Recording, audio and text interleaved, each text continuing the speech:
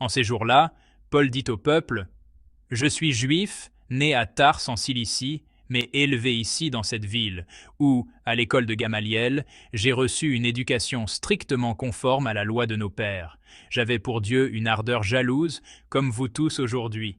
J'ai persécuté à mort ceux qui suivent le chemin du Seigneur Jésus. J'arrêtai hommes et femmes et les jetai en prison. Le grand prêtre et tout le collège des anciens peuvent en témoigner. Ces derniers m'avaient donné des lettres pour nos frères de Damas où je me rendais. Je devais ramener à Jérusalem ceux de là-bas, enchaînés, pour qu'ils subissent leur châtiment. Donc, comme j'étais en route et que j'approchais de Damas, soudain vers midi, une grande lumière venant du ciel m'enveloppa de sa clarté.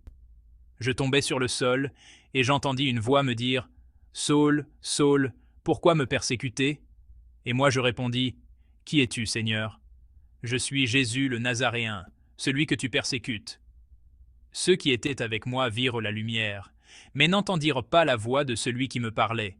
Alors je dis: Que dois-je faire, Seigneur? Le Seigneur me répondit: Relève-toi, va jusqu'à Damas, et là on te dira tout ce qu'il t'est prescrit de faire.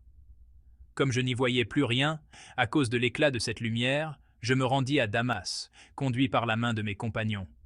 Or, Anani, un homme religieux selon la loi, à qui tous les Juifs résidant là rendaient un bon témoignage, vint se placer près de moi et me dit: Saul, mon frère, retrouve la vue. Et moi, au même instant, je retrouvai la vue, et je le vis. Il me dit encore: Le Dieu de nos pères t'a destiné à connaître sa volonté, à voir celui qui est le juste, et à entendre la voix qui sort de sa bouche. Car tu seras pour lui, devant tous les hommes, le témoin de ce que tu as vu et entendu. Et maintenant, pourquoi tarder? Lève-toi et reçois le baptême, sois lavé de tes péchés en invoquant son nom.